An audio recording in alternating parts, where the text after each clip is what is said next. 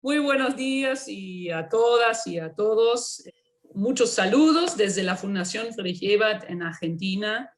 Nos alegra enormemente poder estar acá, acompañar la presentación de la publicación sobre la cual vamos a hablar a nivel internacional, y obviamente un saludo a todos los que están aquí presentes, los que nos escuchan, y obviamente los compañeros Héctor Daya y todos y todas los demás que están acá acompañando. Al comienzo de la pandemia hemos realizado aquí en Argentina, desde la Fundación, muchas actividades dirigidas a sindicalistas, representantes de trabajadores, tratando de informar sobre la nueva realidad laboral, dialogar sobre los problemas, entender mejor los sucesos tan dinámicos y rápidos para fortalecer la voz de trabajadores y empleados, para pensar en respuestas adecuadas, protegiendo la salud, el trabajo y los derechos de los trabajadores. Porque en la Fundación Friedrich Ebert percibimos eso. Si no nos ponemos al día con la nueva realidad, si no entendemos la transformación que ocurre, solo vamos a poder reaccionar en vez de incidir en la construcción de nuevas políticas. Muy concretamente, apoyamos con la Asociación de Trabajadores de Sanidad aquí en Argentina una investigación sobre los trabajadores y las trabajadoras no médicos del sector salud durante la primera ola de la pandemia. El estudio forma parte de una serie de publicaciones que desde la Fundación Ebert realizamos poniendo el foco en diferentes sectores claves: automotriz, administración pública y salud. Y el estudio sobre el cual vamos a hablar analiza las difíciles condiciones de trabajo en pandemia, desde un abordaje cuantitativo, cualitativo, donde se detectaron fuertes síntomas de burnout y estrés, junto con altos indicadores de intensidad de trabajo y contagios. Muy interesante es que se evidencian significativas diferencias entre varones y mujeres. Por ejemplo, los varones tienen mayores porcentajes de pluriempleo y las mujeres estructuras de convivencia con mayor carga en la tarea de cuidados. En este caso en particular, promovimos una alianza entre el campo sindical con la expertise del campo académico para contribuir al desarrollo de conocimiento de un sector esencial, como es el de la salud.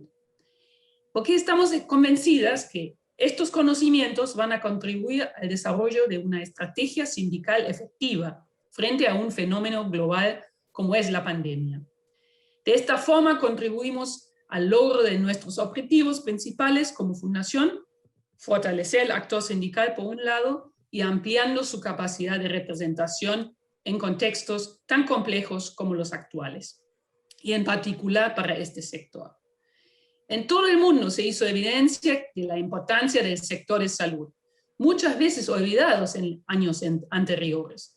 Por ello hay que apoyar ideas como construir un desarrollo de bienestar y poder proteger mejor y potenciar este sector en particular.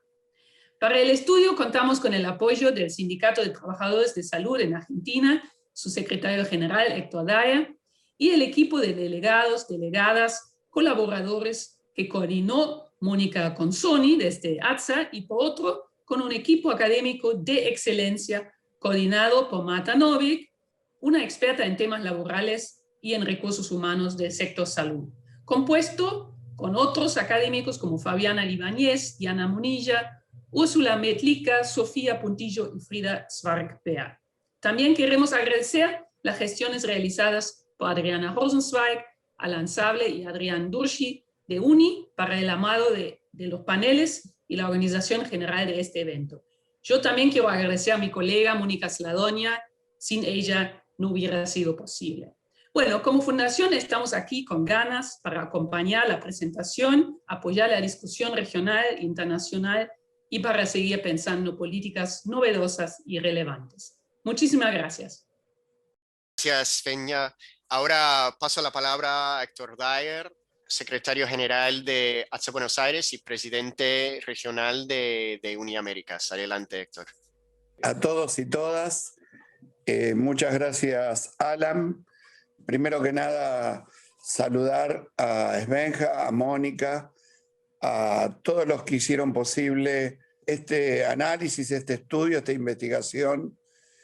Por supuesto, a la Fundación que siempre está presente y que de alguna manera fortalece el andamiaje institucional e intelectual y ese agregado que le da en todas las investigaciones al crecimiento y a lo que nosotros llamamos claramente intentar equivocarnos lo menos posible. El análisis y la investigación se hizo en un momento distinto de nuestro mundo, en un momento donde aparece un virus, se desarrolla, se transmite, se traslada y ocupa todos los lugares de nuestro planeta sin tener la posibilidad de conocer antecedentes, sin la posibilidad de entenderlo y de comprenderlo en su vida, en su transmisión y en su tratamiento. Y esto nos llevó a todo un periodo de aprendizaje a todos los trabajadores de salud y, por supuesto, a todos los investigadores científicos que actuaron sobre este virus en tener una etapa donde no existían protocolos ni de cuidados ni de tratamientos, a la evolución que hoy, gracias a Dios, está terminando en la vacuna, aún sabiendo que los grados de vacunaciones del mundo son heterogéneos, son parciales, y esa vacuna todavía se concentra en la mayor parte de los países ricos y no así en forma homogénea a lo largo del planeta. Pero esta investigación nos llevó a ir al fondo de la cuestión de los problemas que afectaban claramente a nuestras compañeras y compañeros, que eran la primer línea de contención del avance de ese virus y la posibilidad de salvar vidas, donde en un principio este contagio estaba ligado total y absolutamente a la posibilidad de la muerte, ¿no? Esto también marca una evolución.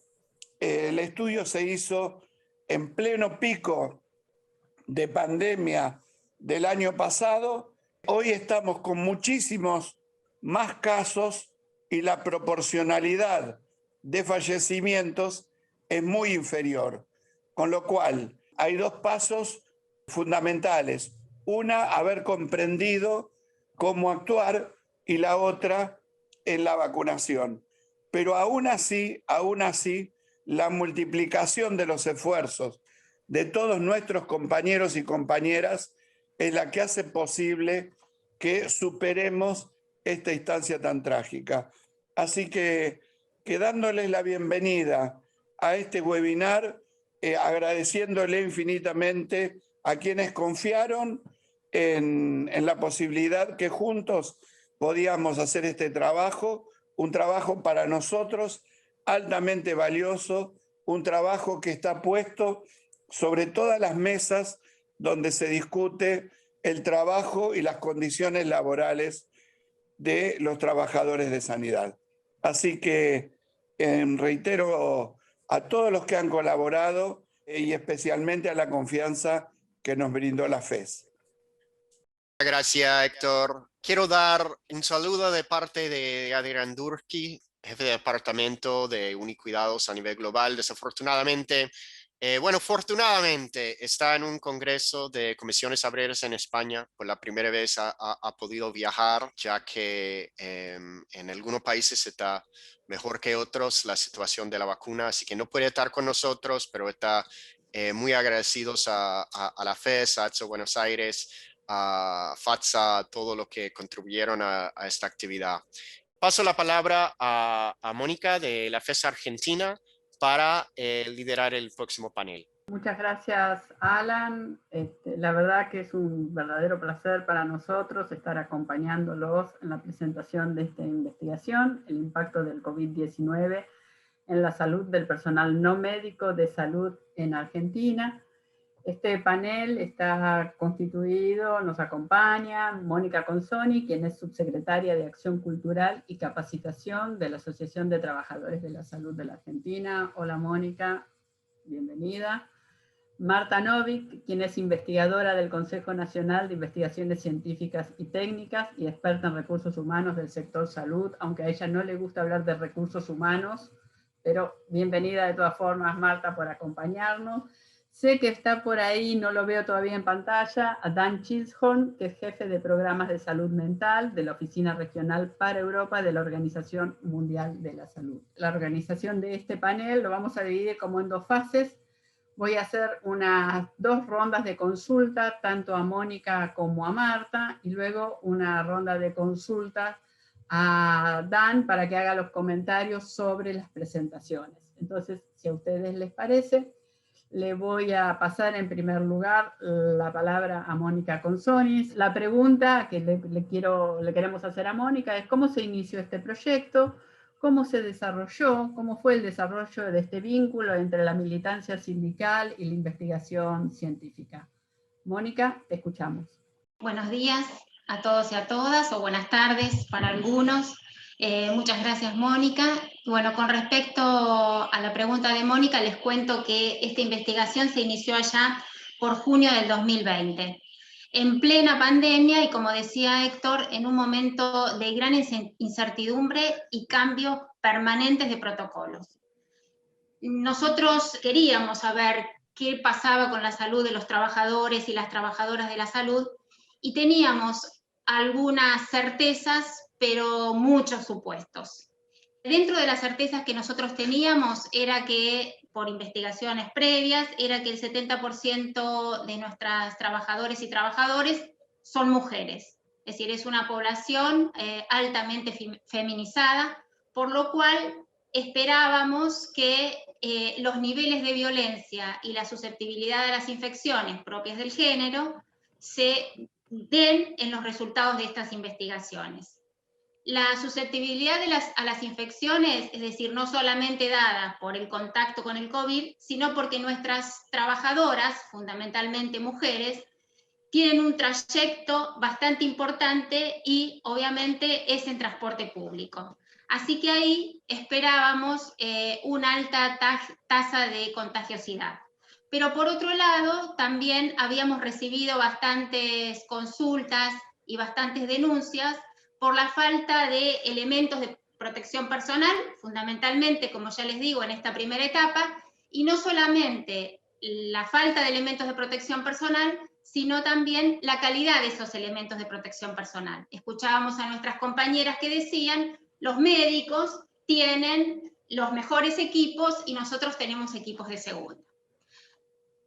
Por otro lado, les decía el nivel de violencia. Nosotros suponíamos, con el equipo que en principio empezamos a trabajar estas ideas, todavía no habíamos tenido este acercamiento con el equipo de investigación, que la violencia, que todos sabemos que en salud es sumamente importante, es la mayor violencia entre los trabajadores, la sufren los trabajadores de la salud, también los de educación, pero fundamentalmente los trabajadores de la salud.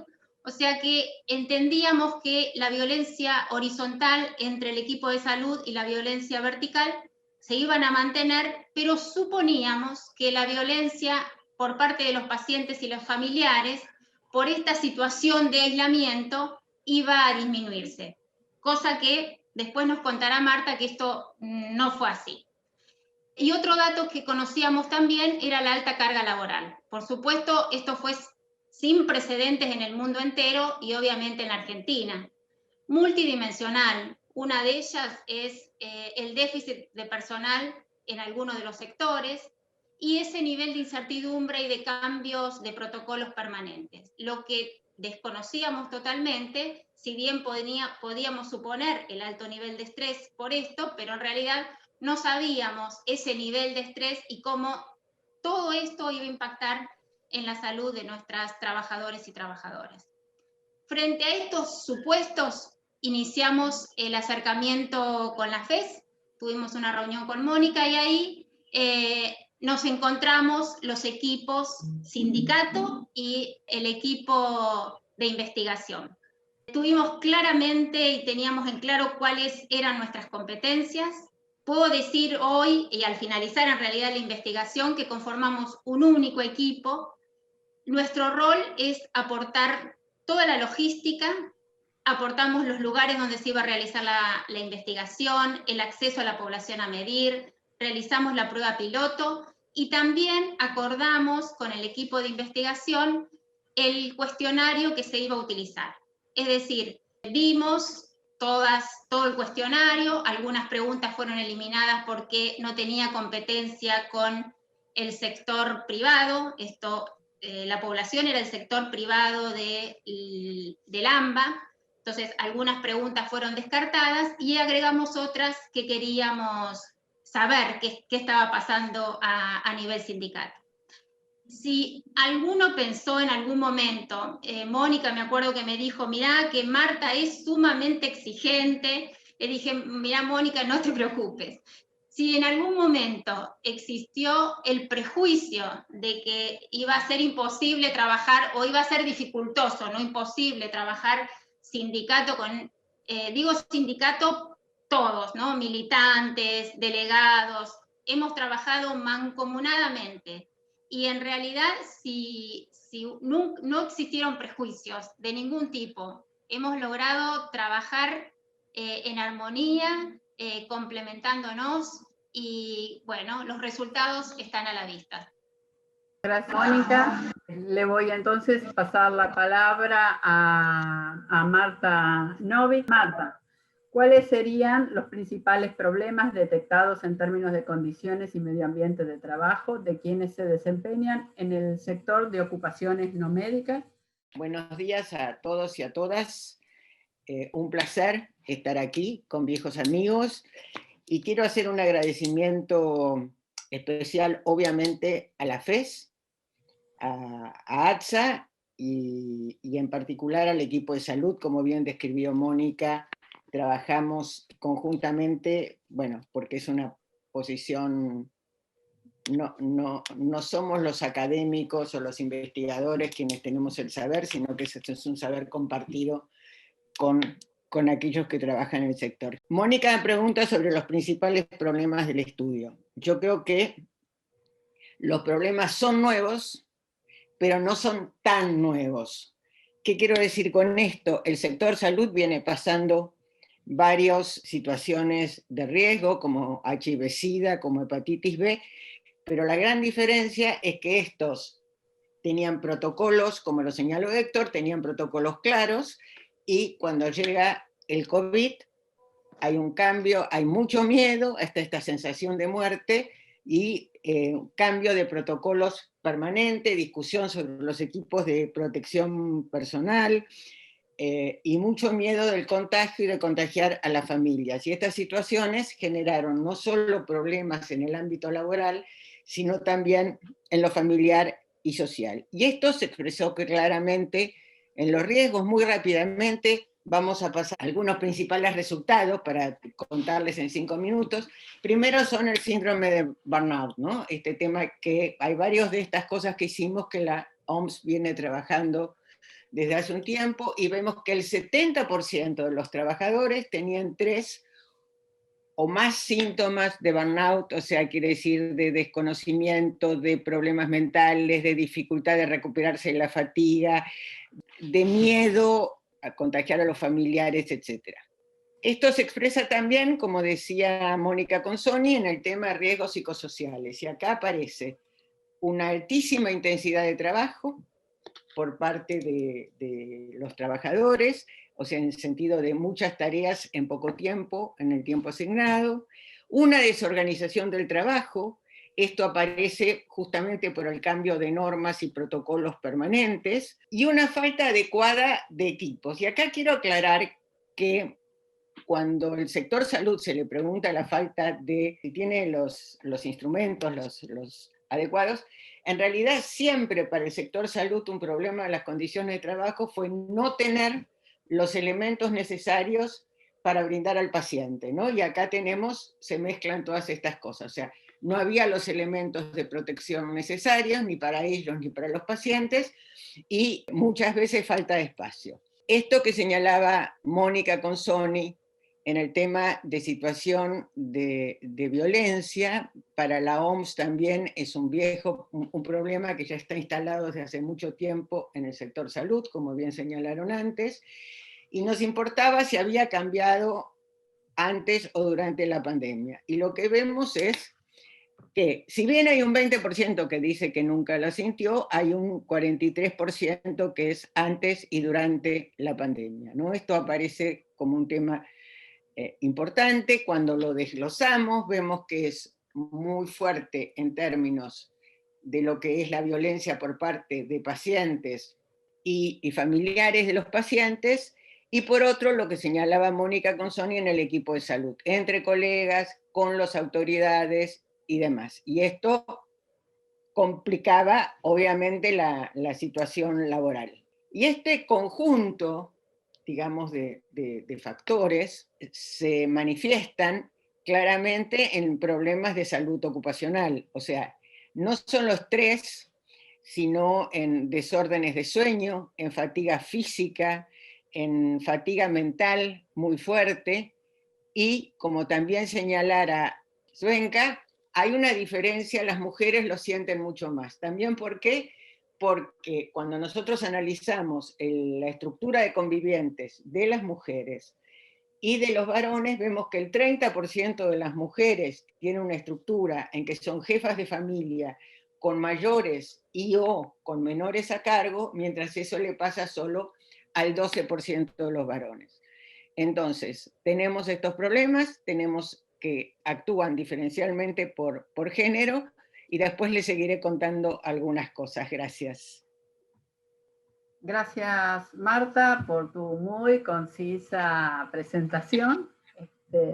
Le voy a pasar entonces ahora la palabra a Mónica Consoni. Mónica, a partir de este trabajo, ¿cuáles serían las estrategias sindicales futuras que vos pensás que podrían desarrollarse? Las estrategias utilizadas y a utilizar son varias, considerando este enfoque multidimensional.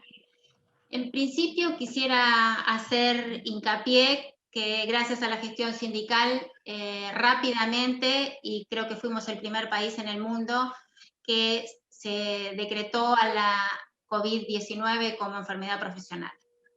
Es evidente que todavía falta, porque los resultados de esta investigación nos dan un elevado nivel de estrés, de burnout, de estrés postraumático, que habrá que reconsiderarlo en su futuro. Hemos llevado y continuamos llevando programas de protección con respecto a la capacitación continua, a la resolución de conflictos por elementos de protección personal, asegurando la disponibilidad de todos.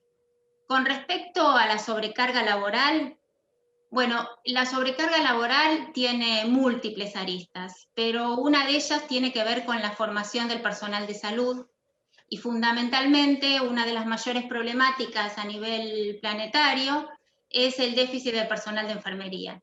Nosotros somos toda sanidad, a través de sus institutos y a través de convenio con universidades, los mayores formadores de enfermeros. Pero esto se verá reflejado porque nuestro gremio trabaja mancomunadamente con el Ministerio de Educación para la accesibilidad de becas a estudiantes, que en nuestro país se denomina becas Progresar Enfermería, que están dentro del contexto de becas Progresar Trabaja. Y también Héctor y Carlos Huesocampo está impulsando un proyecto de ley que tiene que ver con el fortalecimiento y la jerarquización de la enfermería en la República Argentina.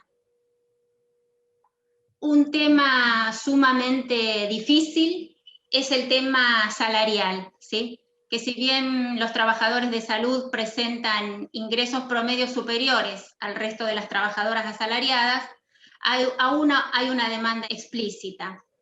Bueno, todos sabrán, lo habrán visto por los medios de comunicación, que en este año 2021 estuvimos con un paro debido a que que fue dificultoso la recomposición del año 2020. Este Será un año también difícil, ya lo habrán visto también por todas las redes sociales, será una negociación sumamente dificultosa, pero también, gracias a la gestión sindical, se recompensó de alguna forma el trabajo realizado por nuestros compañeros y nuestras compañeras con bonos, tanto en el 2020 como en el 2021.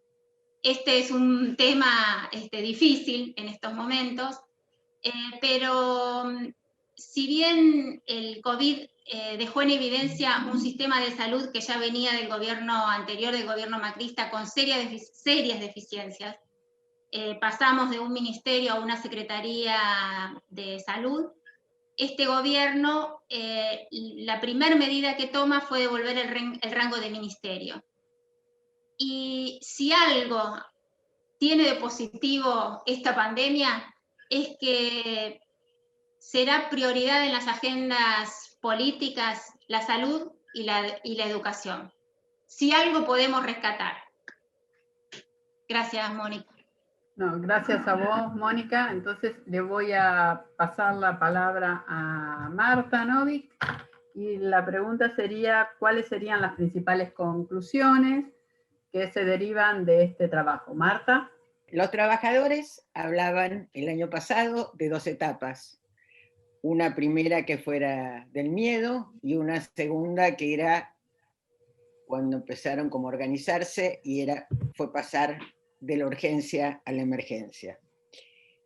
Hablando con algunos de ellos este año, nos decían que eso que nos habían contado el año pasado parecía un juego al lado de la situación actual en términos de... es decir, ellos ya se preguntaban el año pasado cómo se iba a asumir, si iba a haber una segunda ola o qué pasaba en la pospandemia, y ahora lo que pasa es que es otro tipo de pacientes, más jóvenes, con más tiempo en las unidades de terapia intensiva, pero que también se mueren.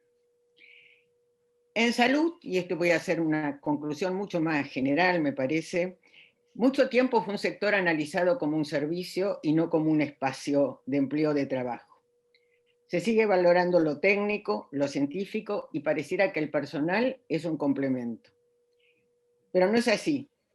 Sin fuerza de trabajo, sin las personas que trabajan, el sistema de salud no funciona. El personal de salud es la columna vertebral del sistema. Y nos estamos rasgando las vestiduras por la debilidad de la infraestructura para atender esta pandemia ante sistemas de salud debilitados por falta de inversión y políticas cerradas, pero el personal de salud no lo formamos solo con recursos económicos. Sin condiciones de trabajo decentes y dignas, lo que se deteriora es la calidad de salud de la población, porque la calidad del desempeño se deteriora y con ello la calidad de salud de nuestra población. El multiempleo y jornadas larguísimas para todo el personal, sean médicos como no médicos, en un más del 30 al 35% oscila entre más de 50 y 60 horas semanales. E insisto, esto atenta contra la calidad de la atención y la salud de la población. A pesar de ello, el grado de compromiso y la identidad con la tarea es terriblemente fuerte. Sin embargo, la gestión de la fuerza de trabajo es siempre una asignatura pendiente de los efectores de salud, públicos o privados. Las formas de contratación, la falta de protección social es precaria y ausente, pero allí están. Quiero concluir con un texto que apareció en los diarios, escrito desde el Hospital Italiano de Buenos Aires por un viejo amigo y colega, el doctor Hugo Míguez, a quien hacía mucho tiempo que no veía, que finalmente falleció, y expresa desde el hospital lo siguiente: busco dejar algo de lo aprendido en estos días de aislamiento, búsqueda de aire, revisión de sentido bajo la pandemia. Algo, lo que pueda. Mientras me enfermaba el COVID, encontré algo en estas salas, en estos corredores, en la mirada de estas gentes. Una cultura, un pathos, una emocionalidad antigua, comprometida, algo yaciendo siliente a la par de la ciencia y la tecnología. No es solo eso. Es una matriz acogedora, extraordinariamente cálida y vivificante. Va al lado oscuro de tu cerebro para transformarse en una llamita con algo de calor y luz. una cultura. Me caí desmayado por la falta de aire y la desesperación y me encontré entrampado entre los muebles de la sala donde terminé, donde me estrellé en la caída. Unas manitas de enfermera te tiraban de mí. Vivi, braceando como pudo, me alcanzó. Me abracé a ella y me di cuenta que no estaba en un páramo sin vuelta atrás. Entre todas me acostaron, me calmaron, me dieron su aire. Una matriz regenerativa que es lo que ayuda. Un superorganismo como un micelio gigante que sustenta, sin que nadie lo vea exactamente, los bosques que lo acompañan. Una cultura. Llegué dispuesto a evitar prolongaciones que arañen 2 meses más de sobrevida a costa de desesperación. No rajuñar las piedras para mí. Bernardo y otros médicos me escucharon. Luego me pusieron una mano en el hombro y se hicieron cargo de mí. No tengo hermanos. Esto ha sido lo más próximo que he descubierto en esa relación. Y de pronto, las manitas de Vivi, el desborde humanista y contenedor de Bernardo, la dulzura de la kinesióloga, la gente que te ayuda de todas las formas, porque son una cultura que dice que sos valiosa.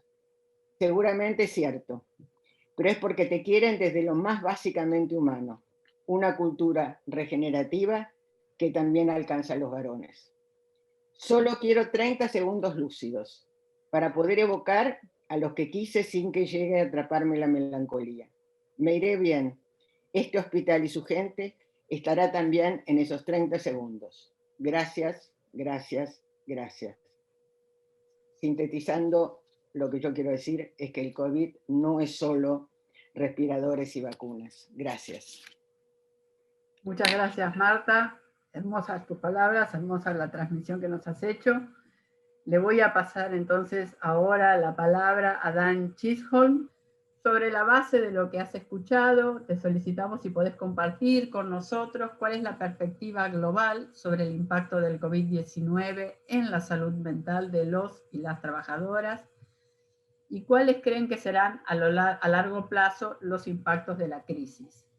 Y en un segundo momento, que nos gustaría escuchar algunas sugerencias que desde la Organización Mundial de la Salud estén a disposición para mitigar el daño producido por esta terrible pandemia. Dan, te cedemos la palabra. Thank you very much, Monica, and good morning to you all. My name's Dan Chisholm, and I'm coming from the WHO Regional Office for Europe, and I'm saying hello from all the way from Copenhagen today. So very happy to contribute some thoughts to this welcome webinar. And I would start just by saying that when we think about mental health and well-being, of course, the whole population has been affected in one way or another, whether it was just about the fear and concern that you had about being infected or members of the family or friends becoming infected, or indeed, for those who did become infected, many have actually developed not just physical, but also mental health consequences. But then if we think beyond the kind of direct consequences, of course, all of the countermeasures that have been taken across the world to stop the spread have been very alien to us as people. So being in lockdown and quarantining, self-isolation, these are all known to have psychological effects on individuals. And on top of that, of course, you know, we have huge disruptions to our daily lives, whether it's at home, studying, or at work. And these have led, of course, to a broad range of socioeconomic impacts, including for workers. And so amongst those, I mean, for the general workforce, of course, there has been increased job insecurity and higher risk of unemployment, particularly for those on more precarious or short-term contracts. And then, of course, for the remote working modalities that so many of us have now become used to. And for some people, maybe it's fine. They've been able to adapt and it suited them quite well to be working from home. But you have to think that for very many people, this is also being difficult, perhaps young people who are sharing accommodation with others or people living on their own, you know, really big problems of loneliness in the workforce and people not feeling supported And there's also evidence that people working remotely are actually working longer hours, and it's harder to make those distinctions between office life and home life. When I think about the health and care workforce particularly, they have had all of those issues, but then some. Extra pressures and stresses has been well pointed out in this report by Monica and Marta. I fully agree with the findings that they were summarizing for us. And just to list some of the main impacts on health and care workers and frontline workers is obviously, initially there were huge concerns, and reality was that it was very hazardous working environment in terms of, for example, lack of protective equipment. And as already mentioned, there was a very rapid change to the work program. So people were being repurposed, whole facilities were being repurposed, revised plans put in place, and that all led to big disruptions to current workloads, as well as excessive workloads for many people. And then on top of that, there were issues of stigma, violence was pointed out, and actually this concept of moral injury. So if a health worker is unable to do their work because the service has been, for example, overwhelmed by COVID cases, this causes a form of injury that we can call moral injury. So if you add all those up, you really have very high levels of likely stress in the population. And in fact, the meta-analyses or systematic reviews of evidence of the studies that have been done over the last year and more do show that the prevalence of sleep problems and distress has been very, very high amongst this population, around 40%. So 2 in every 5, and then 1 in every 5, or 20% at least, have actually had diagnosable depression or anxiety. So this is to give you some sense of the lot, and for some this will be transitory episode of distress or anxiety, but for some it may precipitate longer term problems, sleep problems, and other symptoms of depression, anxiety. And for a small number, of course, who've been actually quite traumatized by their experiences on the front line, this can have very long-standing effects as well. Moving to your second question, Monica, in terms of what can be done, and this is, of course, the critical question for the webinar.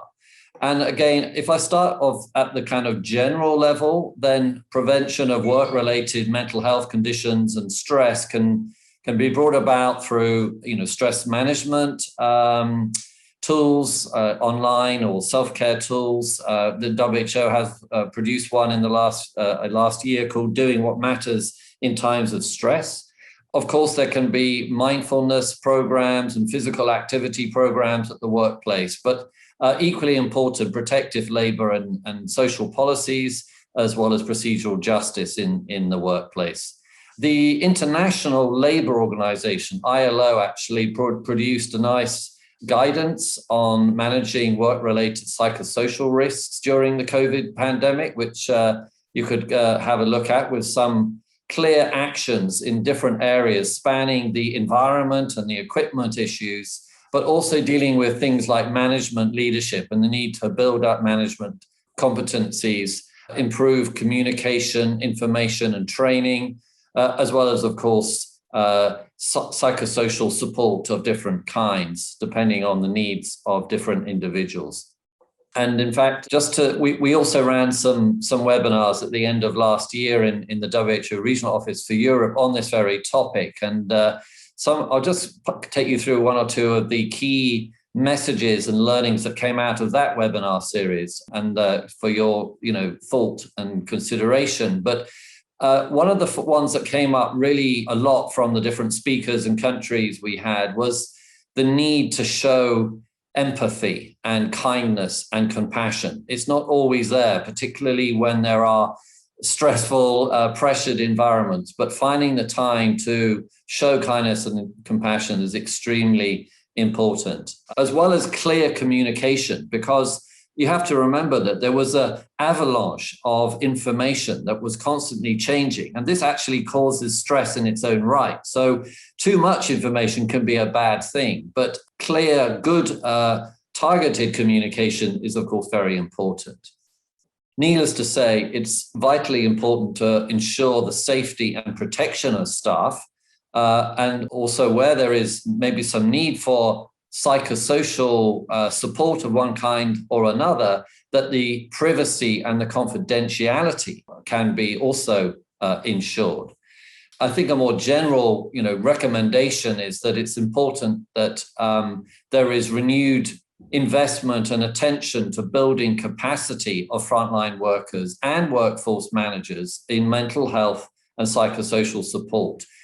For example, through psychological first aid techniques. And this, I think, is a win-win, because not only is it important for the health workers themselves and protecting their own mental health and well-being, but it also enables them to be better carers of their patients. And because many of these are essential psychosocial skills which they can acquire and use in their work with their clients or the service users. So I think with that, I'll stop there. But I did have a couple of links, which I can't put in the chat, but I will perhaps share them after the webinar with the organizers, and they could forward them on to you. So back to you, Monica. Thank you for your attention.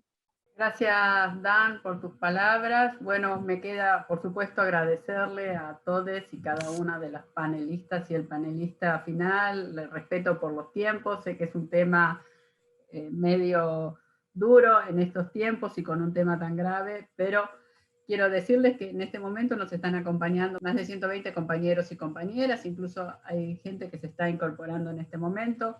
Bueno, para mí ahora es un gusto pasarle la coordinación del panel a la compañera Adriana Rosenbach, con quien hemos trabajado desde la Fundación EVER hace algunos años. No tantos, pero sí algunos años. Adriana. Solo 37 años. Bueno, buenos días, buenas tardes. Creo que perdimos la comunicación. Este panel originalmente está integrado por Giovanna Ibar, de Salud Perú, Gloria Flores, de FENASAP Chile, Celia Regina Costa, de SINSAÚD de Brasil, y Helen O'Connor, de GMB Reino Unido. Empezaremos entonces por nuestra compañera Gloria Flores, que es presidenta del FENASAP, de la Federación de Trabajadores de la Salud Privada en Chile. Tengo dos preguntas para vos. En primer lugar, quiero saber, de una situación de dispersión y fragmentación a una situación de construcción de unidad muy exitosa, como fue la FENASAP, ¿en qué sentido pensás que esto contribuyó un poco a traerle tranquilidad y contención a las trabajadoras y los trabajadores de la salud en medio de no solo la pandemia, sino también la larga crisis que está viviendo Chile, que ha vivido todo el 2019. Te escuchamos. Gracias, Adriana. Buenos días a todas, a todos.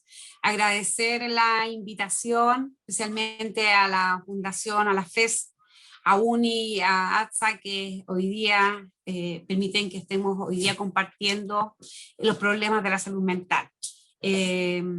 Agradezco también las intervenciones de todos los compañeros y compañeras que antes mostraron sus reflexiones, especialmente las de Marta Novik, que evidentemente nos impacta mucho y nos llega muy de cerca el tener esa vivencia.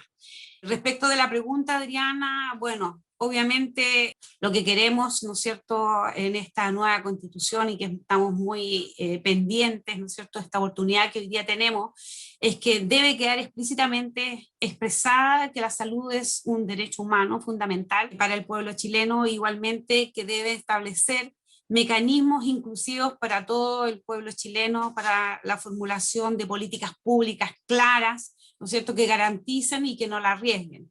Eso por una parte, y por la otra parte entregar también a todos los trabajadores del sector salud garantías para que les permitan realizar su trabajo.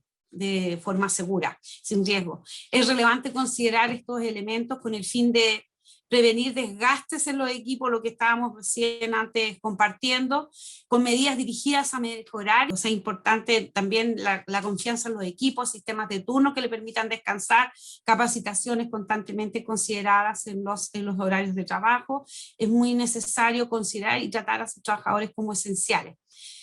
Para ello es importante trabajar y mantener una mesa de trabajo con un diálogo constante. También la Federación asume, aparte de esto, la responsabilidad en esta coyuntura en la creación de una nueva constitución, al educar a los trabajadores por medio de la escuela sindical. Es un proyecto que también nos llena de orgullo que podamos estar hoy día realizando con la colaboración de la academia y con el apoyo de Unicuidado. Respecto de la Federación en estos tiempos de incertidumbre y de fuertes presiones laborales, la Federación precisamente se levantó siempre incentivando a los sindicatos a no permitir abusos en jornadas y turnos y licencias médicas, a no permitir más problemas, exigir apoyo en salud mental, respeto irrestricto a los protocolos sanitarios, facilitar el traslado del personal. Todo ello y otras múltiples iniciativas sindicales propuestas, apoyadas desde la Federación, han aportado significativamente a que cumplamos nuestro trabajo bajo garantías básicas, conteniendo así en parte algunas de las causas del deterioro de la salud mental. Desde su inicio ha sido y continúa siendo percibida como ente unitario, herramienta de lucha y de voz del trabajador sanitario, independiente si este es privado o público, y aún nos preocupa todo lo que es el sector cuidado más allá del solamente el clínico y hospitalario. Creo que eso es una de las labores y de lo que nos sentimos orgullosos de estar hoy día trabajando como federación. Eso, Adriana, lo que te podría participar. Gracias, Gloria, y creo que esto fue un éxito colectivo y que hoy son interlocutores en la mesa de la Constituyente. Y esto realmente felicitaciones, nos alegra muchísimo. Voy a presentar a Celia Regina Costa. Oi, Adriana, hola. estou aqui. Celia es la secretaria general de Sinsaúde de San Pablo, Brasil.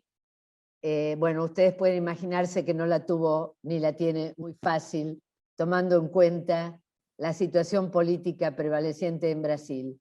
Celia, realmente queremos saber, fundamentalmente, tomando en cuenta, los trabajadores de la salud sufrieron el doble impacto de un gobierno negacionista y de la situación en sí misma. ¿Cómo fueron las principales acciones del sindicato para poder contener una situación de hecho de abandono a los trabajadores y trabajadoras de la salud? Bom dia ou boa tarde a todos e a todas aí. Eu acho que você, Adriana, muito obrigada. Eu acho que você já dá um retrato bastante importante que acontece aqui no Brasil, infelizmente. Vocês sabem que nós temos um governo negacionista e temos também aqui no estado de São Paulo um governador que faz muita propaganda e pouca política pública e em defesa dos trabalhadores e trabalhadoras da área de saúde no nosso estado de São Paulo. Nós, e como vários sindicatos aqui no Brasil, tivemos que entrar na justiça para poder garantir equipamentos de proteção individual, porque os governos, tanto o governo federal quanto os governos dos estados e dos municípios, não se prepararam e sabiam que a pandemia chegaria e não preparou os nossos hospitais, as nossas unidades de trabalho com equipamentos de proteção e formação para esses trabalhadores para uma doença tão terrível quanto é o vírus e que era desconhecida.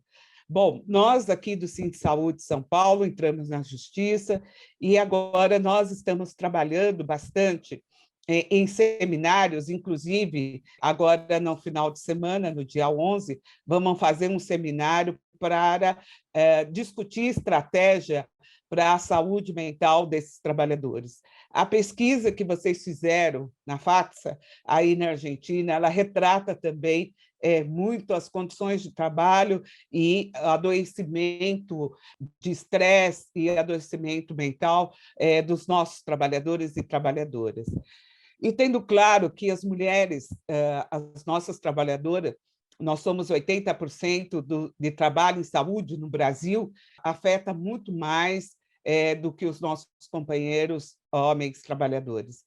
Então, tem sido uma luta de vários sindicatos, e em especial o nosso sindicato aqui em São Paulo, nessa luta, na construção dessa estratégia, para discutir com o governo do Estado uma proteção à saúde mental das trabalhadoras e dos trabalhadores aqui no Estado de São Paulo e no Brasil. Está aqui também assistindo, participando dos nossos seminários, os nossos dirigentes da Confederação Nacional dos Trabalhadores de Seguridade Social, está aqui também nossa presidenta do nosso sindicato participando, e vários diretores e diretoras do nosso sindicato participando desse importante seminário que nos ajuda a pensar, e acho que a pesquisa que vocês fizeram aí na Argentina pode nos ajudar na elaboração de uma política, de uma estratégia para que a gente possa exigir dos governos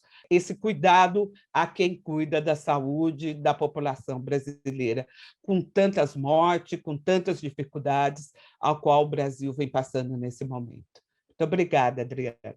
Yo te pregunto, Celia, vos hablás justamente del futuro y de las estrategias. Va a haber un futuro para todos y para todas.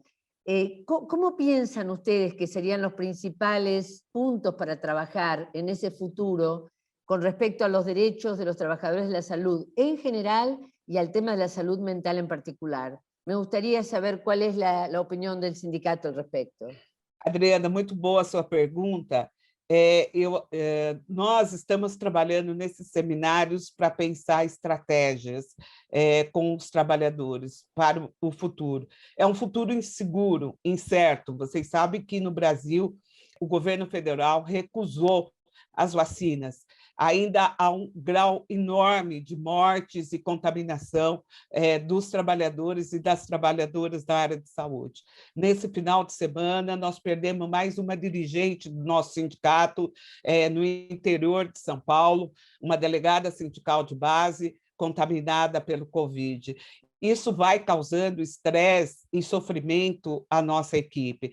Fora isso, nós estamos lidando com falta de oxigênio em vários lugares no Brasil e em São Paulo também, apesar de ser a maior cidade da América Latina, mas estamos trabalhando com essa angústia. Então, nós estamos acumulando, Adriana, essa estratégia para pensar num programa que o governo do Estado possa implantar, um programa de atendimento às trabalhadoras e aos trabalhadores da área da saúde para acompanhar todo esse sofrimento, todo esse estresse, com jornadas exaustivas, com uma equipe reduzida, né? E com os hospitais, com 80% das UTIs no nosso país estão ocupadas, com um grupo jovem agora, com um grande número de mortes. Esse final de semana nós tivemos 1.400, 1.500 mortes nesse final de semana em todo o Brasil. No estado de São Paulo, chegou a 400 pessoas que faleceram por Covid.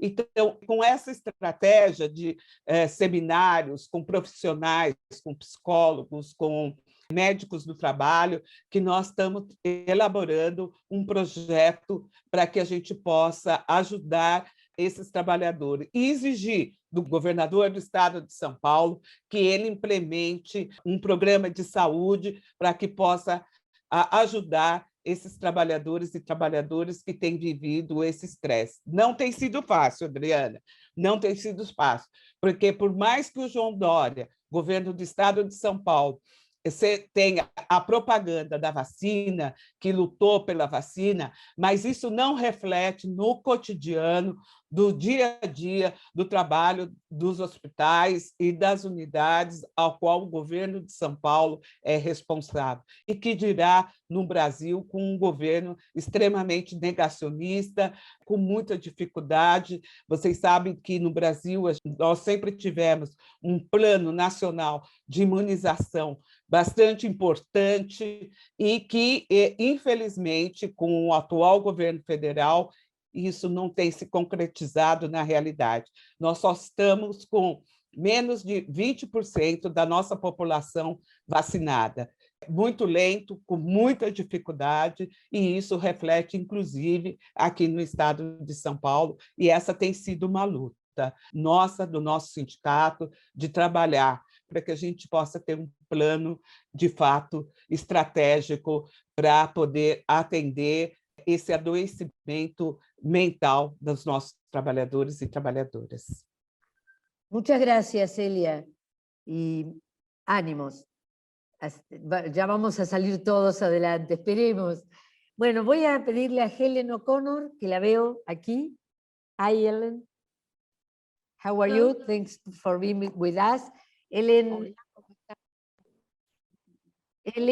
es una compañera del sindicato inglés JMB, muy activa en el campo del cuidado y de la salud, y por distintas ocasiones en las que nos hemos encontrado con compañeros del sector y con ella misma, sabemos que uno de los problemas fundamentales que han tenido en la pandemia ha sido el tema de la sobrecarga laboral, la escasez de personal y la sobrecarga laboral. Lo que te queremos preguntar, Helen, es, frente a una situación tan difícil, el COVID, sobrecarga laboral y escasez de personal, ¿qué políticas ha desarrollado el GMB para poder confrontar y mantener el ánimo y la estructura de los trabajadores? Thank you very much, Adriana, and thank you for inviting me to speak. So I guess I want to start off by making the point that the NHS in the United Kingdom has always been an extremely stressful place to work because it's been subjected to many, many decades of cuts to frontline services and to privatization. So the NHS was stressful to work in before the pandemic. Wages, terms and conditions of the staff have been driven down through years of very low or no pay rises. This has led to many staff leaving the NHS. So before the pandemic struck the UK in 2020, we already had 100,000 vacancies in the NHS, and 40,000 of those were nursing vacancies. So staff were already struggling. And then when the pandemic came to the UK, the problem was compounded by the high levels of sickness, because many staff caught the pandemic themselves and developed long COVID, etc. So we had staff really struggling to plug the gaps. And they describe, when I speak to them, they describe the pandemic like working in wartime conditions. That's literally what they were feeling during this. The outsourced staff, the staff like the cleaners, the porters, the caterers, they suffered even more because we found that they struggled to get any PPE at all. They were last in line to get the PPE, and the quality was very, very poor as well. So stress and anxiety, it's already been mentioned, it's just a massive problem throughout the board in the NHS, but it's linked. There's a direct correlation between the very difficult working conditions that people have to endure. Unfortunately, in the UK, as a trade union, we did raise these issues with government themselves and also with the employers themselves. And what we encountered was a state of denial initially. So we had people literally write back to us and say there was plenty of PPE, etc. And we knew this was not the case. So that was really unfortunate. So we would have liked action taken much earlier to protect people.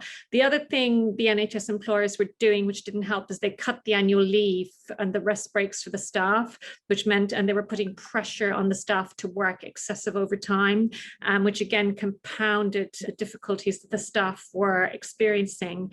The staff also knew they were unprotected. They knew colleagues were dying around them. There was that anxiety, fear of dying themselves, fear of passing the disease on, and also dealing with the increased death within the hospitals themselves and dealing with the distress of relatives and trying to set up virtual calls, etc., left many staff with post-traumatic stress disorder. So to get onto the second part, what was GMB trying to do? I mean, all of our representatives were in the workplaces themselves. So what we were trying to do was link up with them via the phone and virtually as much as we possibly could. So what we did is we listened to the workers via the reps, which is what no one else was doing, but we did that as a trade union. And we tackled the issue of the PPE shortages head on. We engaged with the government nationally, raised it as an issue, and we exposed it. So we made sure we went to the press and we exposed every situation that was going wrong publicly, with the aim to embarrass the employers and the government to putting things right. So we challenged also the gagging of staff, because that was another problem. The employers were stopping health staff from speaking out about the dangers. So we challenged this as well publicly. And our reps on site, one of the things we had them doing was collective complaints. So they'd get all of our members, we'd write the letters and they'd put in the collective complaints specifying what was missing where and how the health and safety could be better. And that put some pressure on the employers to then act and take the situation seriously. We set up information hubs for our reps on coronavirus and asked lots of questions, got lots of questions answered. And also we set up a lot of virtual training, and we'd virtual workplace visits as well. So we tried to reach into the workplaces as much as we could, even though we physically couldn't go there ourselves. The other issue is obviously the pandemic has changed NHS staff in the sense that they know that they've delivered for the country. They've saved many, many lives in spite of the difficulties that they endured. So they have seen this government in the UK give a lot of money to companies to provide PPE and test, track and trace systems that aren't working. They've seen the billions spent. So they're quite rightly saying to us now, well, we want our work to be recognised. You know, we've delivered during the pandemic, we want increased wages, we want respect. So during last summer 2020, there was a demand for a 15% pay rise that came up in the UK for all NHS staff across the board, whether they're nurses or cleaners or porters. And GMB Union was the first trade union in the country to support that demand for a 15% restorative pay rise, because they've lost so much. You know, it will only recoup some of what's been lost over a decade anyway.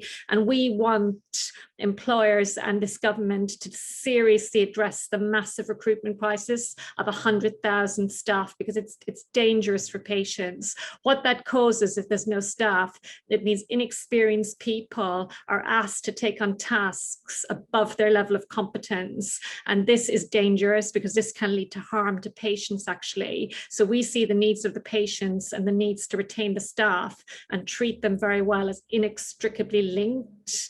So our work has been around really trying to tackle the horrendous conditions and the pay and really push on that in order to protect our members and just make sure that they can remain in the NHS and they can feel confident that they can have good working conditions and that they can be valued, because that's the bottom line for us. And then we know that if these things are achieved, that mental health will automatically be much, much improved, the stress, the anxiety and everything else. If there's a serious effort made to tackle some of these very, very challenging working conditions that would break any human being, to be quite honest, they'd break any human being, some of the pressures that our members have been subjected to during the pandemic.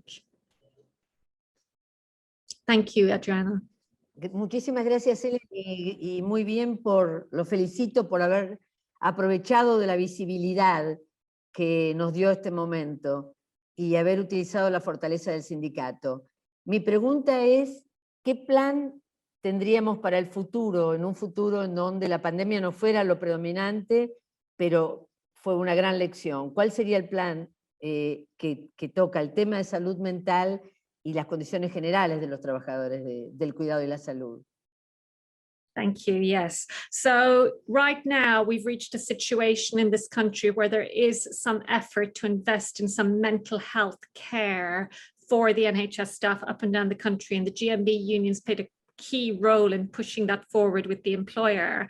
However, there is a danger in this, and the danger is that we don't want NHS workers, we don't want the systemic problems that are throughout the NHS because of recruitment and staffing crisis to be located in individual workers. So we're very clear about that. We want the mental health of our members to be looked after, but also we want the conditions to improve, and that will only happen if efforts to recruit into the NHS are taken seriously, and that will come through improving pay terms and conditions, because many staff feel really badly left down by this Conservative government that we have in this country. They ignored them in the last public sector pay round. They've delayed their pay increase, which was due in April 2021. They've delayed it. We don't know when the pay offer is coming out at the moment.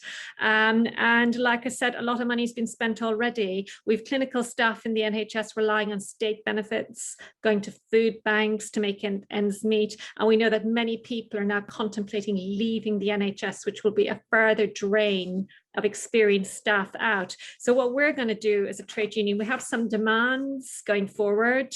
So we want this significant pay rise. We want a significant pay rise for all staff across the board in the NHS.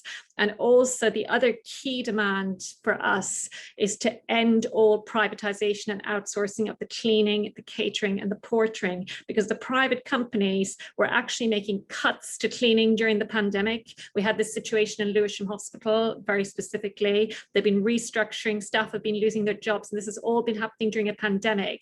So there's been very little regard to protecting the services for people, for patients and for staff. They're shorting the pay and everything else. So what we're going to do as a trade union is we're going to continue to build solidarity across the NHS. We think that building strength in numbers and growing confidence and just building the confidence for our members to take some collective action, because we know that our demands aren't going to be easily won.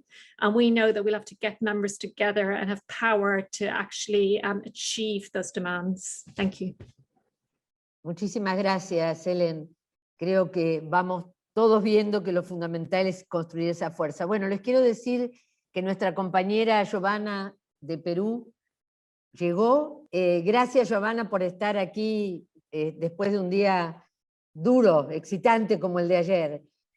Con las elecciones. Tal vez todos están más interesados en saber tu visión de las elecciones, pero no vamos a hablar de eso. Vamos a centrarnos, aunque obviamente toda la inestabilidad política de Perú ha contribuido a dificultar aún más las condiciones de los trabajadores del sector. Giovanna es la secretaria general del Sindicato de Psicólogos y Psicólogas dentro de la estructura general de la salud, y está en el proceso de unidad con nuestros compañeros de CUT, de FDT-CUT, y nos interesaba mucho saber, ya que ella es justamente del Sindicato de Psicólogos, cómo fue el principal rol de ustedes como profesionales durante la pandemia. ¿Cuál fue? Perdón, no cómo. Gracias, Adriana. Bueno, buenos días con todos. Agradezco la invitación y creo que es muy importante enfocar este tema de la intervención del psicólogo en la pandemia y la atención de salud mental. Cuando en nuestro país inicia la pandemia, hablamos de marzo de 2020, y nos mandan nos declaran de estado de emergencia y nos mandan a todos los profesionales, a todos los de consulta externa, a las casas, justamente como una medida para evitar que se propague la enfermedad. Sin embargo, algo que descuidó el gobierno, el sector del Ministerio de Salud, es que no se tomó en cuenta cuál iba a ser la participación de la atención de salud mental en esta pandemia. En ese momento la prioridad era cómo enfrentamos la pandemia como enfermedad, pero no interiorizaron la preocupación de todo el efecto emocional y psicológico que iba a traer la pandemia. En este sentido, nuestro país tampoco contaba hasta ese momento con tecnologías, o los profesionales de la salud no manejamos la tecnología para poder hacer intervenciones. Eso fue uno de los principales puntos que no nos permitió avanzar. En ese sentido, ya en el mes de agosto salen las normativas de Estado para la intervención de salud mental con la población, porque ya habían estragos tanto para la población como para el personal. Sin embargo, hasta la fecha no se ha podido organizar este sistema de trabajo de salud mental de manera armónica, ¿no? Nos mandaron a casa a los psicólogos, a los psiquiatras, enfermeras, todo. Y en ese sentido, no nos permitió a nosotros, lamentablemente, organizarnos en un trabajo estructurado. Es más, en este momento en el país no hay un trabajo estructurado para la intervención de psicología. Cuando un paciente quiere sacar una cita con psicología, no encuentra citas, porque le dicen que no hay psicólogos programados, a pesar que estamos haciendo actualmente teleorientación, ¿no? Que es la única actividad que nos han programado. Hemos coordinado con el médico psiquiatra y los comités de salud mental para poder activar y hacer que se cumplan todas las directivas de intervención psicológica y de salud mental a la población y al personal, ¿no? Que el personal está muy agotado, es un personal que ha pasado por muchas situaciones duras, por el fallecimiento de sus compañeros, es un personal que se ha visto en el punto de decidir entre la vida y la muerte, y lamentablemente no se ha podido abordar como se esperaba esta atención al personal. Tomando en cuenta esta experiencia de que no se le haya dado la relevancia, tal vez al principio no se veía, pero luego sí, ¿cómo verías en el futuro la intervención de tu sindicato de psicólogos dentro del marco de salud peruano, de la institución? En nuestro caso, como sindicato, nosotros estamos en comunicación con la presidenta ejecutiva de salud, que es una de las instituciones más grandes que vela por la salud de los peruanos. Estamos en conversación para poder establecer estrategias, ¿no? Sin embargo, por ejemplo, una de las limitantes que hemos tenido es cómo ingresamos las actividades y las codificaciones. O sea, la parte tecnológica es lo que realmente es lo que ha imposibilitado que podamos llegar a ellos. Se están haciendo ya gestiones para poder resolver esa situación y crear estrategias de intervención a la familia, al trabajador, a los pacientes que están en este proceso de enfermedad, que están pasando por la enfermedad. Otra de las estrategias que estamos empleando como sindicato es ver, actualmente ya salió un decreto de urgencia donde indica que todo el personal de salud tiene que incorporarse a laborar, porque ya contamos con las vacunas. En este sentido, estamos ideando estrategias de cómo ayudar sobre todo al personal de salud que ha estado trabajando constantemente durante este año y medio. Entonces, una de las propuestas es que aquel personal que está laborando durante la pandemia pueda tener algunos beneficios en sentido de unos descansos adicionales durante el mes, para que de esta manera este personal pueda restablecerse emocionalmente, pueda desvincularse un poco de la actividad diaria y dura que pasa en el hospital, para que pueda reencontrarse con su familia, para que pueda realizar actividades personales, incluso actividades espirituales, para que de esta manera podamos integrar a la persona hacia su actividad y de esta manera poder continuar con la labor, ¿no? Por otro lado, también estamos en coordinaciones con el Congreso para que se reactive una ley más clara de la intervención de salud mental en la población, más aún ahora en estado de pandemia, ¿no? Estamos en estas conversaciones para que se pueda concretar. Bueno, yo realmente quisiera agradecerles a todas las compañeras que participaron en el panel. Creo que tuvimos situaciones políticas muy diferentes, pero una conclusión común, y realmente gracias por las contribuciones, creo que son muy enriquecedoras. Y gracias también por la brevedad y la concisión. Le dejo la palabra a Alan. Gracias, Adriana, y gracias a todos los ponentes por las intervenciones y reflexiones que realmente han sido muy enriquecedoras. Vamos a dar la palabra a un par de personas para comentarios a lo que hemos hablado, pero queremos que algunos compañeros y compañeros intervienen. Primero, quiero dar la palabra para intervenir muy brevemente a Alfredo Stern, director médico de la obra social de FATSA. Adelante, Alfredo. Muchas gracias, Alan. Muchas gracias, Adriana. Bueno, me encantó las ponencias, la verdad, una claridad importante.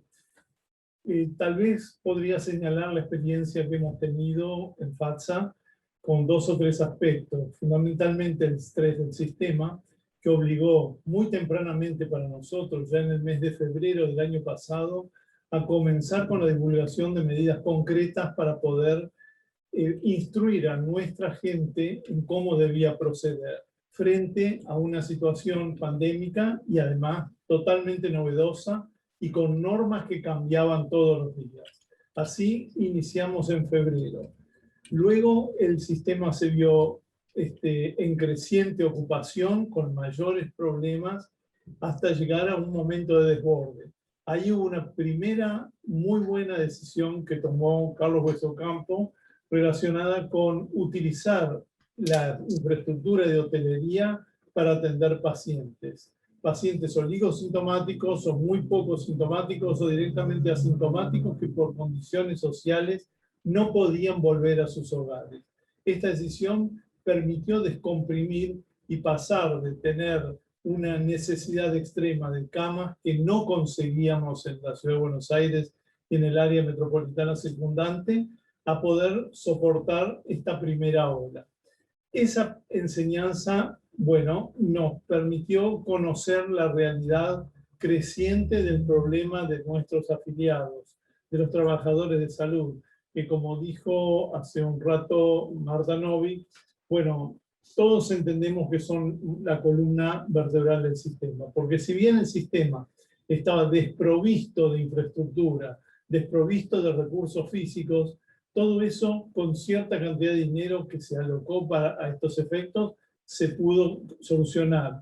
Ahora, capacitar a la gente es algo que hace falta, no solamente el esfuerzo, el dinero, la gente, sino además el tiempo. Y ahí hay que destacar otra de las iniciativas que tiene nuestra organización en llevar adelante programas de capacitación desde mucho tiempo. Una vez pasada esta primera ola, conviene también señalar el impacto concreto de la vacunación. Ahí apareció la posibilidad gestionada ante las autoridades, en especial por Héctor Daer consiguió que en la zona de la Ciudad de Buenos Aires se pudiera vacunar a los afiliados que estaban ejerciendo tareas. Y esto tuvo un enorme impacto porque pasamos de tener 20.000 personas atendidas a hoy, por ejemplo, en el día de hoy a la mañana, estamos con 46 personas internadas nada más. O sea, pasamos de 1.000 personas a 46. Probablemente muchos de ellos por la posibilidad de inmunidad que produce haber sufrido la enfermedad, que fue también muy importante en nuestro grupo laboral. Pero la vacunación, junto con esto, junto con los oligosintomáticos y los asintomáticos que tienen un grado de inmunidad, bueno, nos ha permitido en este momento estar en mejores condiciones, tal vez incluso que el resto de la población. ¿Qué nos queda? La pospandemia. Tanto la compañera que habló recién como Helen O'Connor hicieron un hincapié interesante sobre los problemas relacionados con la salud mental. Eso es un impacto fuerte y también estamos trabajando en este momento en ver cómo lo evaluamos y cómo lo mejoramos. Y creo que lo que queda para más adelante, porque esta pandemia la superaremos con seguridad, con un mes más o un mes menos, pero esto va a pasar. Hay que planificar cómo seguimos y ahí quiero rescatar dos elementos importantes. En primer lugar, la permanente lucha por las mejores condiciones de trabajo, por el adecuado equipamiento del sector, por el adecuado financiamiento en todos los aspectos del sector y también, como hace falta, por la capacitación del recurso humano. La gente, bueno, el recurso humano, el capital humano, los trabajadores, reitero, son lo más importante que tiene el sistema. Bueno, he disfrutado mucho los comentarios de esta jornada y agradezco la posibilidad de dar esta pequeña opinión. Muchas gracias, Alfredo. Ahora quiero dar la palabra a Virginia Franganillo, coordinadora de la Comisión de Cuidados del Partido Justicialista, para que nos den unos breves comentarios. Adelante, Virginia. Bueno, muchas gracias y buenos días. Es una distinción que me hayan invitado a reflexionar y tengo la oportunidad de que la situación que se está viviendo hoy en la Argentina, esta investigación, cae, como decimos acá, como anillo al dedo. Coordino la Comisión de Cuidados del Partido Justicialista, que es el partido principal del gobierno, que integran también todas las fuerzas de la coalición. Y acá un primer reconocimiento a Héctor Daer, no solamente como secretario general de ATSA, sino como secretario general de la CGT, no solo por haberse transformado en la elaboración de esa propuesta de campaña que hoy es la agenda de gobierno, por su comprensión, por su sabiduría, sino por su apoyo, que ha sido también un apoyo a un tema histórico de nuestras luchas como movimiento de mujeres y feministas. Efectivamente, en la agenda de gobierno está hoy como prioridad, inclusive previamente a la pandemia. Y hoy nos encontramos en estos días, diría que en estas horas, y ahí hablo como integrante de la Comité de Expertas y Expertos que creó el Poder Ejecutivo Nacional, que tenemos la responsabilidad de elaborar un anteproyecto de ley. Es una comisión integrada por académicas, académicos y especialistas independientes.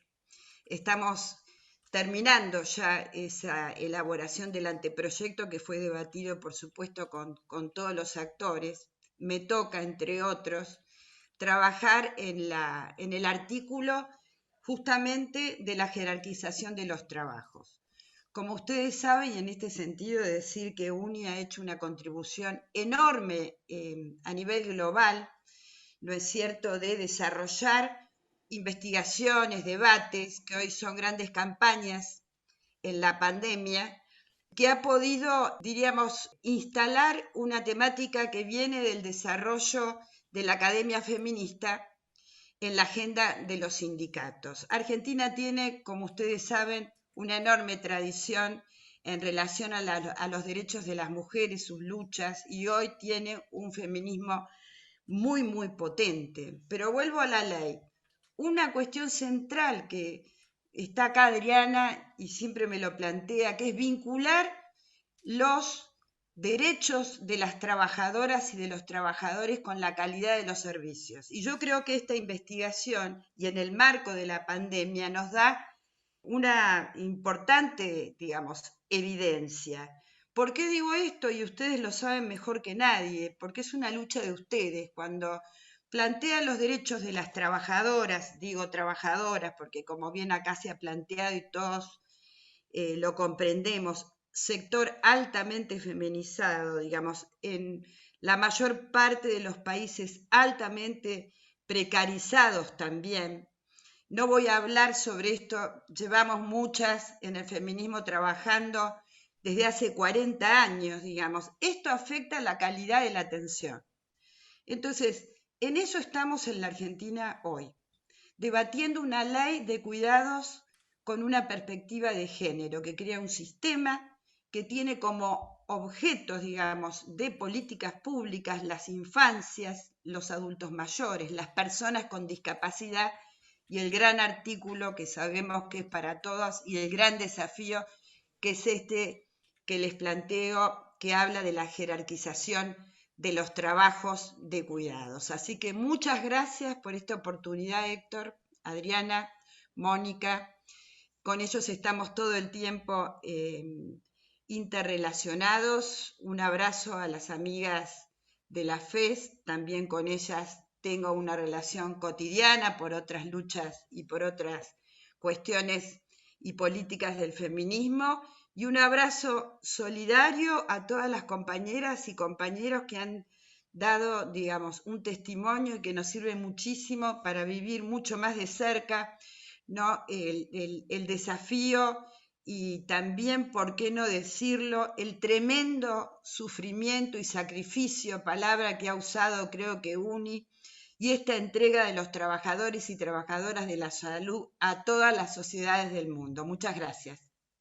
Muchas gracias, Virginia. Muy interesante. Ahora quiero pasar la palabra a Miguel Zubieta, secretario de Formación de FATSA Argentina y presidente de Unicare a nivel global. Adelante, Miguel. Buenos días a todos y a todas. Buenas tardes para los que están del otro lado del hemisferio. Primero agradecerles a Héctor, a Adriana, a todos los compañeros de YATSA Buenos Aires, obviamente a mis compañeros de UNI y a los de la FES por este webinar, este trabajo que se viene llevando a cabo y que venimos trabajando fuertemente de la Federación, ¿no? Porque hay algo que siempre tuvimos claro, que la problemática de la salud no tenía distingo si esto eran de un sector, si en el sector público o privado, y nos va a afectar a todos por igual. Yo quiero hacer una pequeña mención primero a lo que nos pasó en el sector público de la provincia, cuál fue la situación que hemos tomado en la provincia de Buenos Aires y que ha servido de espejo muchas veces para el resto de las provincias, y muchas veces el espejo nuestro terminó siendo lo que debatíamos y muchas veces encontrábamos soluciones dentro de nuestra propia federación, donde, un poco lo decía recién Alfredo, con Carlos Hueso Campo a la cabeza y Héctor, y las problemáticas que iban llevando y que salían de la cuestión nacional y a través de la relación que pudo establecer Héctor con su política dentro de la CGT con el gobierno nacional, se han encontrado muchas soluciones que han afectado directamente al trabajador de la sanidad sin distinguir si estábamos de un sector u otro. Y en esto hay que reconocerlo. Nosotros siempre veníamos hablando de la problemática que venía teniendo el sector salud. Nosotros veníamos de 4 años de un gobierno que destruyó el sistema sanitario argentino y donde la provincia de Buenos Aires no era exenta. Es decir, el permanente ajuste en el sistema, los recortes presupuestarios que venían sufriendo los sistemas sanitarios, tuvo que venir el gobierno actual para, sin pensar todavía en la pandemia, porque nadie la esperaba, empezar a querer fortalecer, y un poco hoy lo decía, creo que Héctor o Mónica, no me acuerdo cuál de los dos, cuando la primera posición que toma el gobierno argentino es volver a darle la fuerza del Ministerio de Salud a un ministerio que había estado degradado a secretaría, y muchos dicen, ¿y qué cambia el hecho del nombre si vos no tuviste recorte? Y era la gran mentira del sistema. Los recortes presupuestarios los sufríamos permanentemente. Entonces esta situación, la situación de que hoy los trabajadores somos visibles, los trabajadores de la salud en general, antes éramos invisibles, y esa invisibilidad se veía fuertemente reflejada con esta mala situación de los presupuestos que afectaban los sistemas. Hoy Mónica hablaba del pluriempleo, nosotros teníamos una fuerte precariedad laboral y muchas provincias las van teniendo, el tema del estrés laboral y del burnout, que ya de por sí el trabajador de la salud lo tiene, con la pandemia se vio agravado fuertemente, las cuestiones de las faltas de protocolo que existían, y si no hubieran habido sindicatos y nosotros no lo hubiéramos debatido dentro de nuestra federación y no lo hubiéramos debatido dentro de la propia UNI, porque con en UNI acá está Alan, que no me deja mentir, es decir, nosotros trabajamos fuertemente con todos los gremios de la región para rápidamente ver cómo podíamos salir a subsanar esto que nos pasaba a nosotros y que le pasaba a todos los países. Miraban como el modelo a seguir un país que tenía una economía supuestamente, estaba permanentemente en crecimiento como la peruana, y sin embargo veíamos cómo había fracasado el sistema sanitario en Perú y cómo era que estaban permanentemente desprotegidos sus trabajadores. Y también lo sufríamos nosotros. Entonces, la falta de capacitación, hoy Mónica hablaba de esto y también un poco recién lo decía Alfredo, bueno, gracias a Dios tenemos una federación que siempre fortaleció al recurso humano o al capital humano de los hospitales y de la clínica, todo el sistema sanitario. Entonces, si nosotros no hubiéramos tenido una federación, una organización sindical fuerte que apoyara rápidamente y saliera a proteger a los trabajadores, seguramente el impacto que ocasionó el COVID en nuestra región, el impacto que ocasionó el COVID en nuestros trabajadores del sistema sanitario hubiera sido mucho peor. Miren que nosotros en la provincia de Buenos Aires lo sufrimos mucho. Nosotros tuvimos más de 30.000 contagios en todo el equipo de salud en la pandemia en el 2020, y tuvimos más de 240 fallecidos, exactamente, está discutiendo, estamos 240, 45, y te hablo en general, cosa que también lo dijimos acá, gracias a la vacunación, nosotros hoy tenemos en el sector público el 94% de nuestros trabajadores vacunados, y aquellos que no están vacunados son porque todavía siguen dudando sobre inscribirse o no en la vacunación. Eso se ha revertido fuertemente. Recién Alfredo nombraba la política de nuestra federación, montando cómo fue el año pasado la atención de nuestros trabajadores que teníamos internados y los que tenemos ahora, gracias a la vacunación, a lo que pudimos llevar adelante en ATSA Buenos Aires y que se pudo llevar adelante en varios lugares del país. Ha bajado drásticamente el tema de cómo nos ha afectado todo esto a los trabajadores de la salud.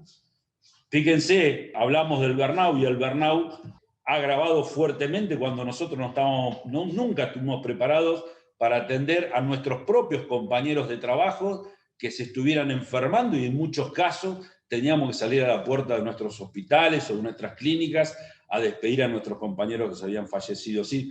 ¿Eso cómo afecta directamente a esto? Si a eso le sumamos de que nosotros, y hablo ahora sí por la provincia, tenemos 2 años ya sin licencia porque justo cuando vino la pandemia en la Argentina eran los momentos donde los planteles empiezan a tomarse sus vacaciones y se nos cortó drásticamente las vacaciones. Ya llevamos 1 año y pico de la pandemia, sumémosle a lo que nos debían del año pasado vacaciones, y tenemos un plantel totalmente agotado, un plantel con un agotamiento muy fuerte, y este agotamiento trae aparejado esta situación. Bueno, para no hacerlo muy largo, ¿qué es lo que hicimos nosotros como organización?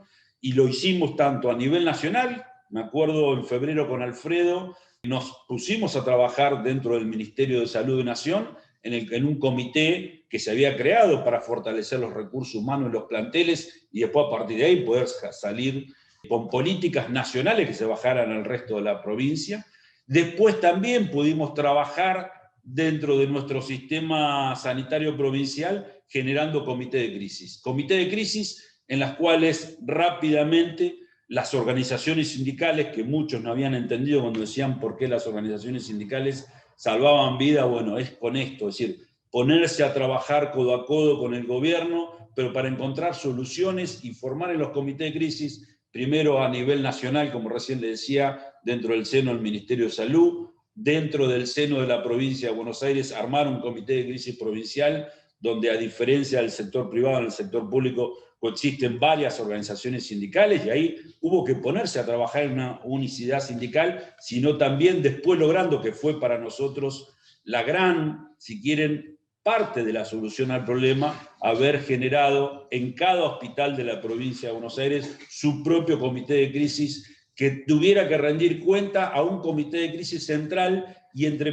todas las organizaciones sindicales representantes de los trabajadores, más las científicas, más el propio ministerio, pudimos empezar a encontrar soluciones globales dentro de esto que pudieran bajar líneas concretas a todos, porque si no, todo el mundo pensaba que se salvaba solo, y salvándose solo sabíamos positivamente que esta pandemia nadie lo iba a poder hacer. Entonces, mirarlo en un apoyo, si no tenés una federación fuerte, si no tenés organizaciones sindicales fuertes, solidarias, unidas, como la tuvimos en nuestro país, y después la contención que pudimos hacer a través de Uniaméricas, dentro de nuestro Unicare, y establecer políticas comunes para toda la región, ahí estamos convencidos que cuando nosotros dijimos que los sindicatos salvaron vidas, salvamos vidas desde este punto de vista, y esto es lo que queda como lo que hemos logrado. ¿Qué viene después? Bueno, yo creo que ahora viene, primero, terminar con esta vacunación y cómo nos va a afectar a todos, pero fundamentalmente yo creo que el post-pandemia, el gran desafío que tenemos por delante es el burnout, la salud mental de nuestros trabajadores, sabiendo que va a ser lo más difícil. Y ahí vuelve a tener un fuerte impacto en las organizaciones sindicales. Si nosotros no trabajamos orgánicamente, fuertemente, en darle contención desde la salud mental a los trabajadores, y lo podemos hacer individualmente con las provincias, como nosotros, la provincia de Buenos Aires hoy tiene una subsecretaría de salud en este sentido, que tiene un compromiso con nosotros para llevar adelante, pero yo creo que tenemos que trabajar fuertemente dentro de nuestra federación, y así dentro de UNI, seguramente repartiendo nuestras experiencias al resto de las organizaciones sindicales del ámbito de la salud en las Américas para encontrar entre todos soluciones que para mí, y esto es a nivel personal, va a ser lo que más difícil nos va a tocar por delante, que es la salud mental de nuestros trabajadores. Así que yo les agradezco, Alan, Adriana, Héctor, fundamentalmente, por haberme dado este pequeño espacio, pero era importante que entre todos supiéramos que cómo nos afectó de una manera u otra, sin importar de qué lado estábamos, en público o privado, que todo era lo mismo, y gracias a Dios, y siempre hay que seguir fortaleciendo la federación, porque esto fue lo que nos encontró la solución a muchas de las problemáticas que sin ella no lo hubiéramos tenido. Así que muchas gracias. Muchas gracias, Miguel. Antes de dar la palabra al compañero Héctor Daer para dar algunas conclusiones a este webinar, quiero dar un par de agradecimientos. Quiero agradecer a la FES Argentina por haber coordinado esta actividad junto con ATSA Buenos Aires y FATSA. Quiero agradecer a los ponentes, a Svenja de la FES Argentina, a Mónica Consoni de ATSA, a Marta Novik de CONICET, Dan Chisholm de la OMS, Giovanna de SYNAPS, Gloria de FENASAP, Celia de Singi Saúde Sao Paulo y Helen O'Connor de la GMB de Reino Unido. Gracias por todas las intervenciones. Realmente creo que ha sido muy buena las intervenciones, el debate, el intercambio. Queremos agradecer también a los técnicos y a los intérpretes que nos dejaron todo comunicarnos en diferentes idiomas. Así que quiero pasar la palabra a Héctor Daer, secretario general de ATSA Buenos Aires y presidente de Uniaméricas, para algunas conclusiones a esta actividad. Adelante, Héctor. Gracias, Alan. Bueno, primero que nada, haciendo honor al origen de nuestro equilibrio de género en nuestra organización, les quiero contar que tenemos el 70% de mujeres, y hoy también quienes han hablado fueron el 70% de mujeres, así que la verdad que el webinar tuvo un equilibrio espectacular. Primero que nada, decirles, la pandemia mostró problemas estructurales, ¿no? Problemas estructurales acá y en todo el mundo. Sabemos que la falta de trabajadores y trabajadoras formadas para ser parte del equipo de salud faltan y son escasos en todo el mundo. Los países centrales buscan y van a recoger trabajadoras y trabajadores formados en países periféricos para incorporarlos a sus sistemas. En los países como los nuestros de la región hay poca inversión en formación, pero también hay poco interés por sumarse a una tarea por las condiciones propias que tiene nuestra profesión y nuestros trabajos, ¿no? Que tienen que ver con condiciones, que tienen que ver con remuneración, etcétera, etcétera. Algunos exponentes plantearon lo significativo que es el trabajador y la trabajadora del sistema de salud. Hoy podemos tener 1000 camas más, hoy no hay problema de que falten respiradores, hoy no hay problema de infraestructura, pero no se pueden seguir haciendo edificios con camas y con respiradores porque ya no hay trabajadores y trabajadoras.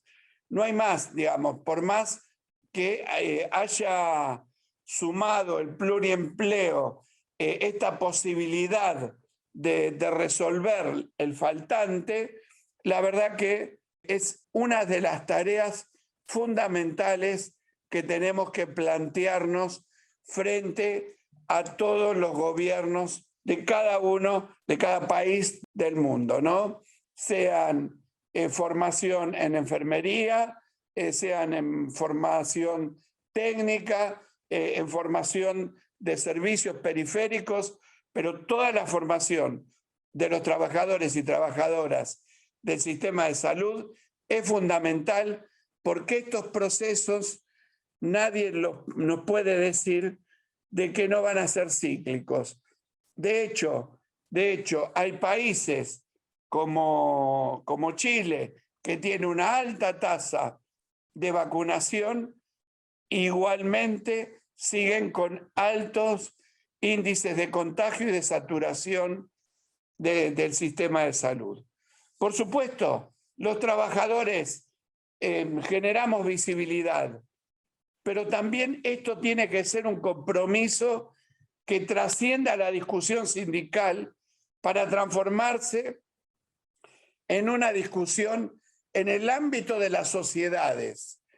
Las sociedades tienen que comprender y tienen que trabajar políticamente para convertir a los sistemas de salud en uno de los pilares fundamentales, conjuntamente con la educación, descartando que la alimentación es el primario, ¿no?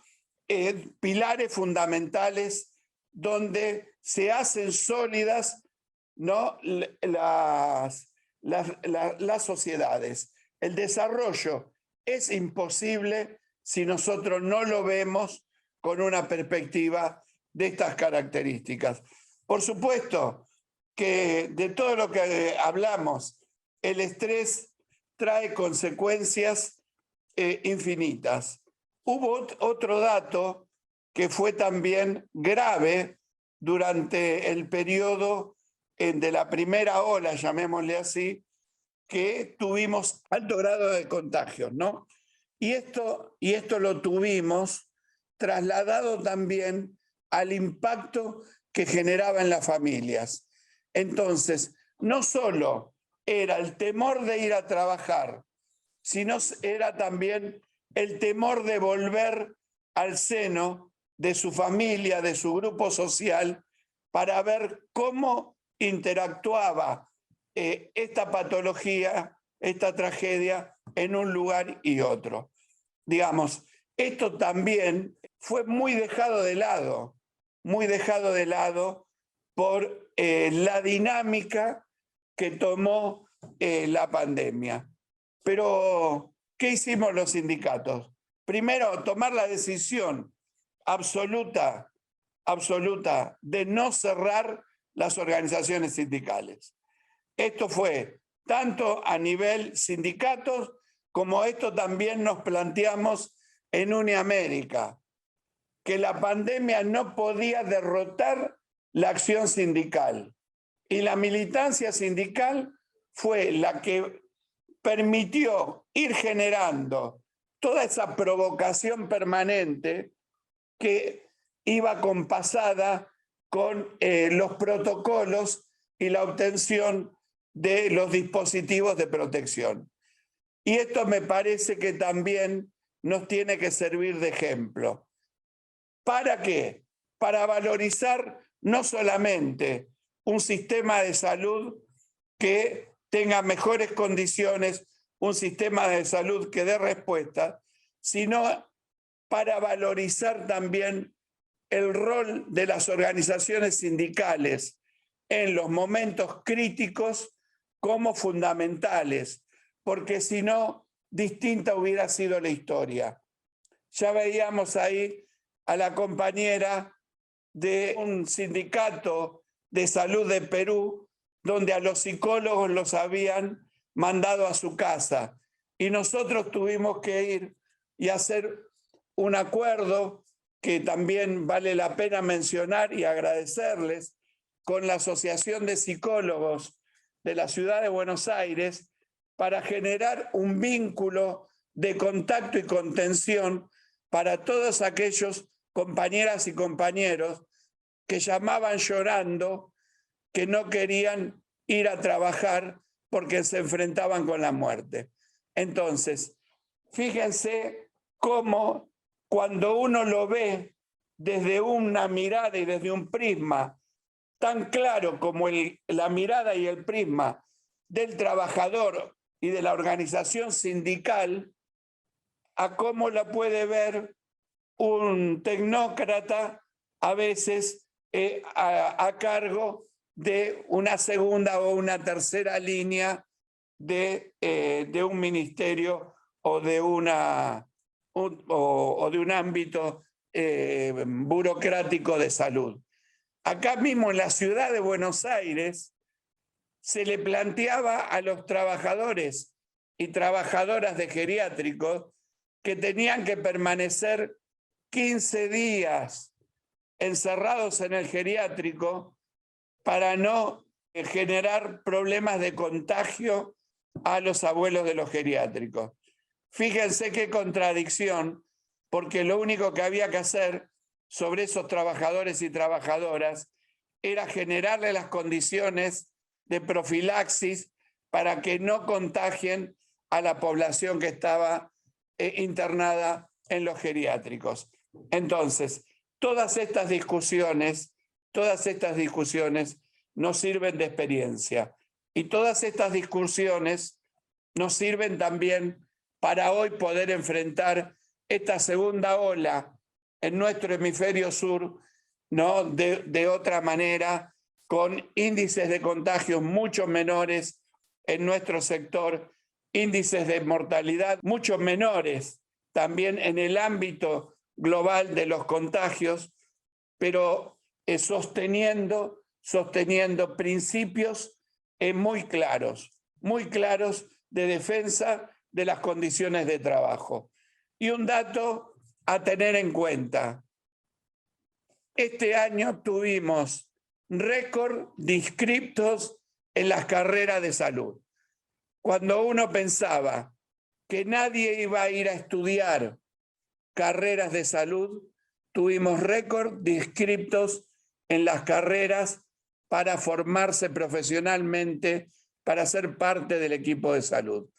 Así que esto también transforma la mirada hacia el futuro de una sociedad. Vale decir también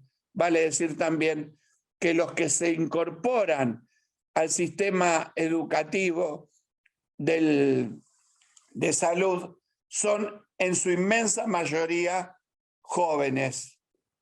Son chicas y chicos jóvenes egresados del secundario. No como antes, que la edad de ingreso al sistema era mucho mayor y muchas veces eran compañeros y compañeras nuestras que querían dar un paso en la incorporación de conocimiento para tener la posibilidad de elevarse profesionalmente en su tarea. Y antes de finalizar, quiero agradecer nuevamente a todos y todas, por supuesto, Alan con su capacidad de poder administrar esto, a Esbenja, a Mónica, a toda la FES, a Mónica, a Marta, pero a todos los que hicieron posible esto, a todos los que expusieron, y quiero volver a repetir algo. Este trabajo nos sirve para ir como carta de presentación en todas las discusiones para reivindicar a nuestras compañeras y compañeros. Muchas gracias a todos y todas. Gracias a todos. Vamos cerrando. Gracias, Mónica y Adriana, por la ayuda en facilitar eso. Gracias, estamos terminados y que todos tengan buena jornada. Muchas gracias.